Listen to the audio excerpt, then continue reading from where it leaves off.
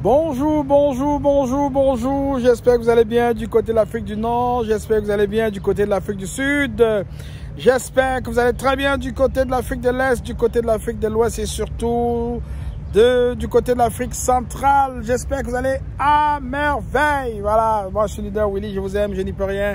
Nous sommes sur la chaîne Investi justement. Ici, nous parlons d'investissement juste. Et investissement, ce n'est pas juste de l'argent. C'est toutes les ressources humaines, ressources financières, tous les types de ressources que vous pouvez investir, mais l'investir justement. Parce que bien évidemment, le temps est compté. Alors aujourd'hui, je vais te parler d'un nom de domaine. Nom de domaine, comment se positionner. Alors, il y a beaucoup de personnes qui m'ont approché, qui m'ont dit, Leader Willy, tu nous as fait une émission qui parlait de domaine, mais tu nous as pas dit comment est-ce qu'on pouvait faire de l'argent avec cela. Alors, j'aimerais vraiment que tu nous expliques ce que c'est qu'un nom de domaine, comment est-ce qu'on fait de l'argent avec. Parce que les gens sont allés choisir des noms de domaine qui n'avaient pas rapport. Par exemple, des noms qui viennent de la tradition. C'est bien beau, mais est-ce que vous savez pourquoi est-ce que vous faites le choix de ces noms-là? Les gens qui sont allés choisir des noms des grandes entreprises qui existaient déjà. Et est-ce que vous savez pourquoi vous avez fait ces choix-là? Alors, j'aimerais dans cette capsule vous exposer un peu comment se positionner d'abord avec les noms de domaine. Point Pi. Point Pi est un nom de domaine qui a été lancé dans l'écosystème Pi par la Core Team. Parce qu'ils ont estimé que tout comme les .com, les .net, les .org, les noms des pays là, comme .ca, .cm, allait être quelque chose d'important dans le futur, dans l'avenir. Ils ont eu la vision. Alors ils ont dit, nous allons créer un domaine .pi où les gens pourront venir se créer un nom de domaine. Ok? C'est très important. Alors ça veut dire que quoi? Ça veut dire que vous avez le choix d'abord de créer un nom de domaine ou bien vous avez le choix déjà de dévancer une entreprise qui a déjà pignon sur rue et de prendre son nom et de créer un nom de domaine à sa place pour des bonnes raisons dans le futur. Il faut d'abord comprendre en partant ce que c'est qu'un domaine. Et les domaines .com par exemple, .net et tout ce qu'on a aujourd'hui font partir d'un autre type de web qui n'est pas le web 3, qui n'est pas vraiment l'univers web 3. Alors, l'univers, c'est le Web 2 là-bas. Le Web 3, l'univers Web 3 est une révolution que porte l'écosystème Pi Network. Alors, qu'est-ce que cela veut dire? Cela veut dire que les commerçants, les entrepreneurs, les particuliers qui auront un nom de domaine .pi pourront facilement s'établir et s'installer sur l'univers Web 3. Et sur l'univers Web 3, on reconnaît et puis on apprécie cet univers parce qu'elle fonctionne sur la blockchain. Le Web 2 ne fonctionne pas sur la blockchain. Alors, si vous avez un nom de domaine .pi, c'est parce que vous êtes sur la blockchain. Et ceci veut dire que, par exemple, si vous êtes une entreprise, vous avez par exemple, je prends un nom par exemple comme patate.pi. Si vous avez une entreprise qui s'appelle patate.pi, ça veut dire qu'avec patate.pi, les gens pourront dans l'univers Web 3 faire énormément de choses qu'on ne peut pas faire dans le Web 2. Je prends un exemple simple. Je viens dans ton entreprise patate.pi. Je m'achète des patates et je passe à la caisse. Alors, pour payer, je n'ai pas besoin d'aller dans tout le tralala qu'on peut imaginer dans le monde conventionnel. Je vais simplement, à partir de mon wallet Pi, rechercher patate.pi et je vais faire un paiement direct à patate.pi. Vous aurez la confirmation que j'ai payé. Je n'ai plus vraiment besoin d'être à la caisse. Je n'ai plus vraiment besoin de venir à la caisse. C'est vrai, je peux payer toujours en scannant le code QR de mon application Pi sur le wallet de ton entreprise patate.pi. Je peux le faire, mais aussi je peux directement payer à partir de mon application Pi en cliquant directement sur payer à patate.pi et voilà, mon argent s'en va. Je suis un gouvernement. Je choisis par exemple de prendre un nom de domaine sur le domaine .pi. Par exemple, je vais dire Gabon.pi par exemple. Et le gouvernement gabonais décide aujourd'hui que bon voilà, tous les Gabonais qui veulent faire une carte d'identité doivent faire leur paiement à travers l'univers Web 3 du Gabon.pi. Ça veut dire que si tu vas faire ta carte nationale d'identité, elle est bien faite, tu peux maintenant passer pour faire ton paiement. On a juste besoin d'une preuve de paiement. Donc, tu fais ton paiement partout où tu es dans le confort de ta maison, dans le confort de ton bureau. Et puis, tu n'as même pas besoin de te déplacer. Tu achemines seulement une photo ou bien un document avec l'image de ton paiement au bureau indiqué. Ils vont confirmer effectivement que le paiement est payé. On va te délivrer ton service. Si c'est une carte nationale d'identité, on va te délivrer ta carte nationale d'identité. Si c'est un passeport, on va te délivrer ton passeport. Alors, c'est une facilité extraordinaire que nous apporte l'univers.pi dans cette révolution mondiale adossée sur la blockchain, adossée sur les blockchains et notamment sur la blockchain Pi. C'est important de comprendre. Maintenant, comment est-ce qu'on se positionne avec cela? Quand vous choisissez un nom de domaine, c'est parce que vous avez l'intention de développer une entreprise sous le nom de domaine que vous avez choisi.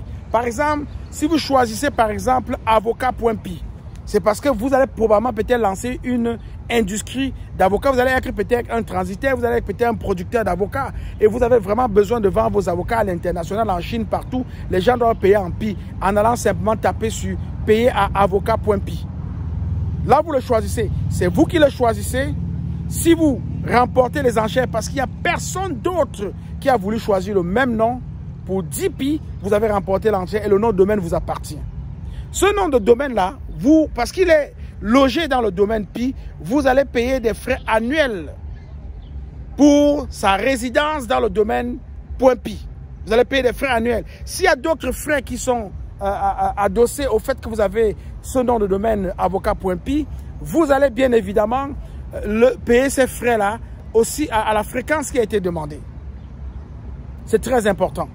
Parce que dans l'écosystème, il y a des gens dans de Gap, dans Investi justement, qui entendent « Ah, il faut aller prendre un nom de domaine » et puis ils se ruent, ils vont créer n'importe quoi. Il faut savoir pourquoi est-ce que vous créez n'importe quoi et pourquoi est-ce que vous allez lancer les enchères sur un nom de domaine. Il faut savoir pourquoi vous le faites. C'est très important.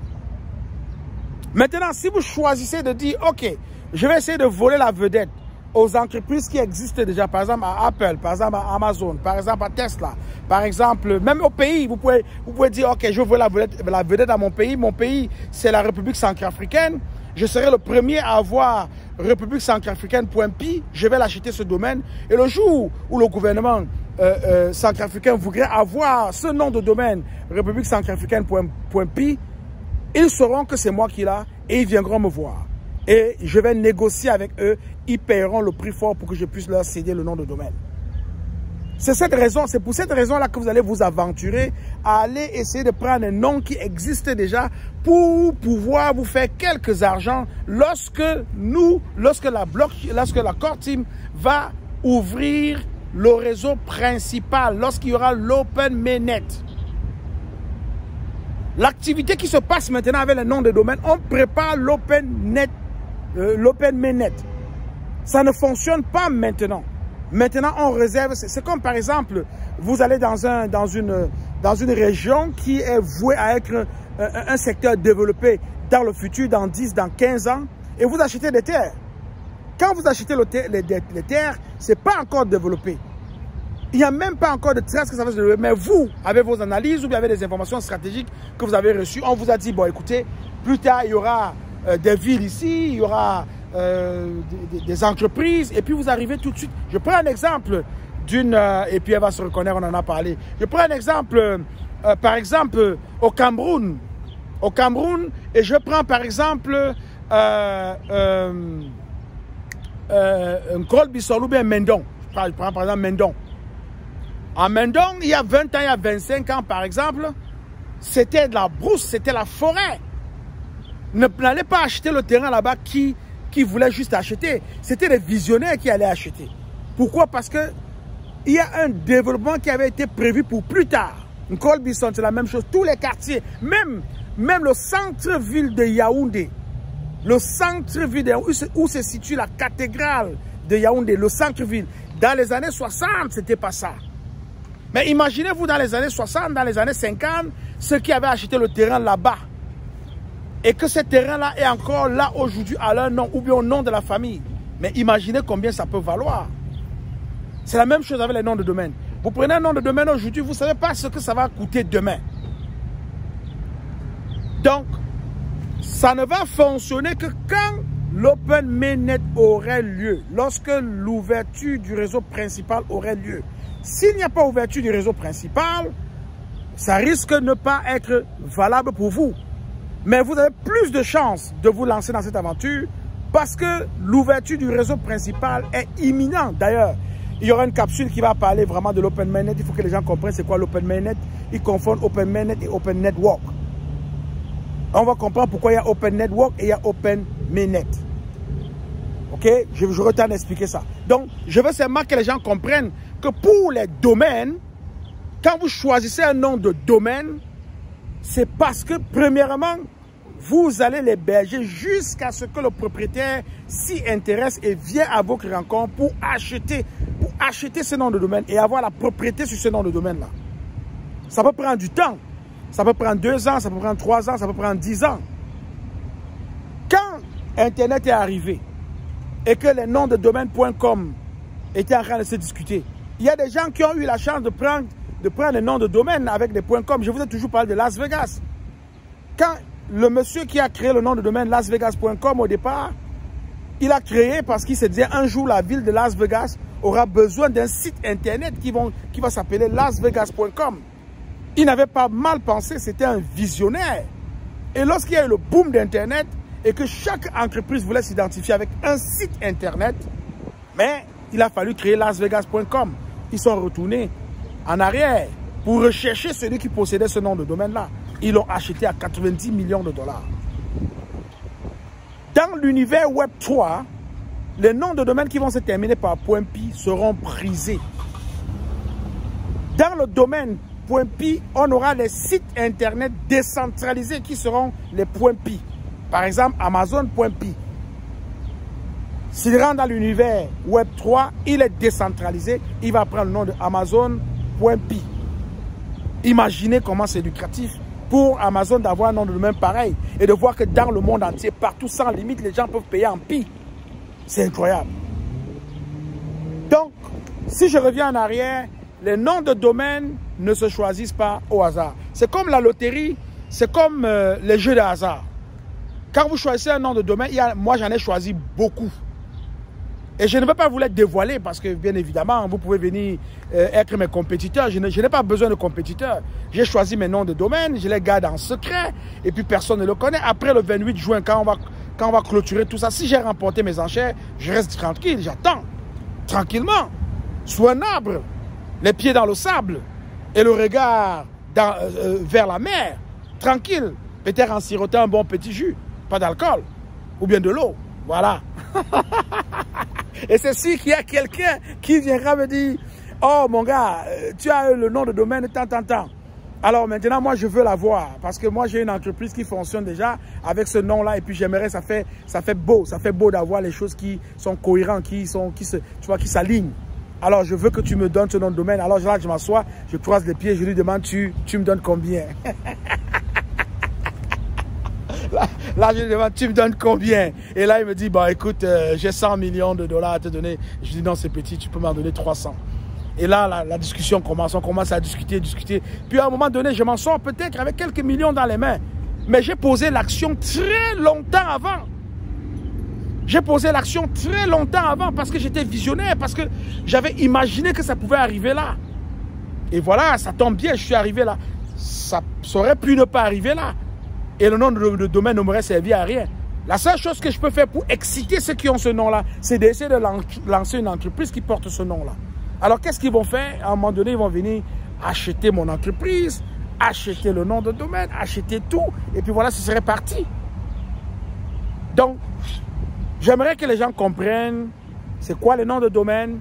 Il y a des gens qui ont choisi les noms dans leur village avec les .pi. Il y a des gens qui ont choisi les noms traditionnels. Il y a des gens qui ont choisi de très beaux noms d'ailleurs en passant. Mais j'aimerais que vous sachiez que si vous choisissez ces noms et vous ne développez rien, c'est une peine perdue. Vous avez dépensé 10 pi. Et quand le réseau principal va être ouvert, où les transactions auront une vraie valeur, où on voit le pi venir avec une valeur GCV de 314 159 ou même qui va dépasser 1 million de dollars, vous allez regretter avoir misé 10 pi il y a quelques années en arrière dans un nom de domaine qui ne vous rapporte rien. Donc, soyez stratégique. C'est ce que je vais vous dire. Soyez stratégique. Il est bien beau de choisir les noms de domaine, Mais mettez-vous en tête que ces noms de domaine que vous choisissez vont être hébergés dans l'univers Web 3. Et hébergés dans l'univers Web 3, vous devez payer l'hébergement là-bas, comme partout, comme les .com, comme les .net.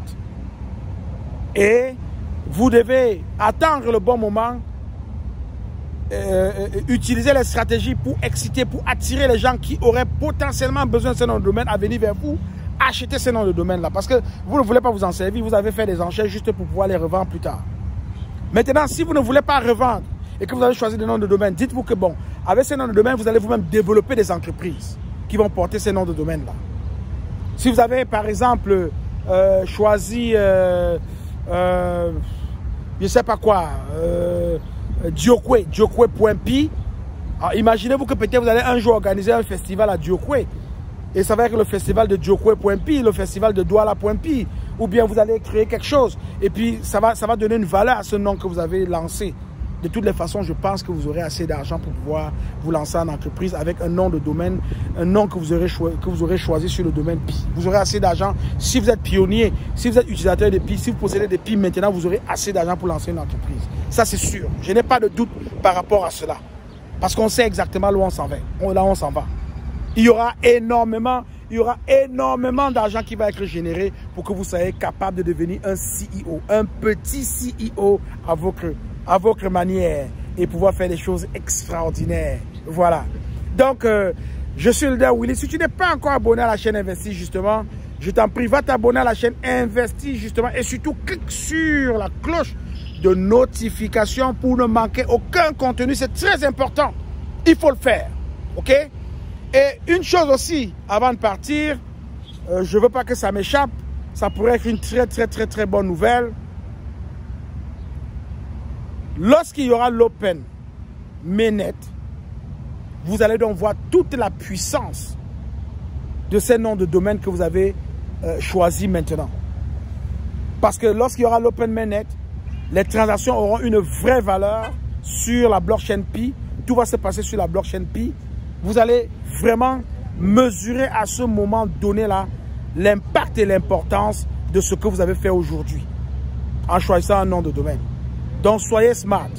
N'allez pas juste gaspiller vos Pi parce que vous voulez prendre un nom de domaine. Il faut comprendre pourquoi est-ce que vous prenez les noms de domaine. Il y a des gens qui sont allés miser sur des domaines et ils ont fait une erreur. C'est important pour moi de vous rappeler ça. Ils ont misé sur les noms de domaine. Ils ne vont même pas souvent regarder. Ils ne vont pas regarder. Et souvent, ils ont été battus aux enchères. Mais ils sont toujours là. Ils n'ont pas retiré leur Pi.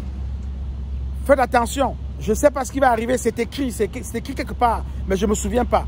Je ne sais pas si, après le 28, ceux qui n'ont pas retiré les Pi qu'ils ont mis aux enchères, je ne sais pas si ces Pi vont être automatiquement retournés dans leur wallet.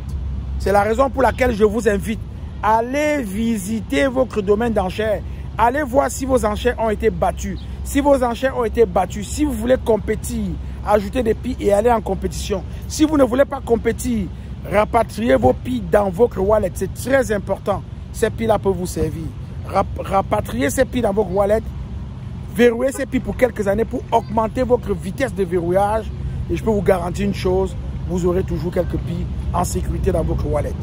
Donc, je voulais vous parler vraiment des noms de domaine, comment se positionner.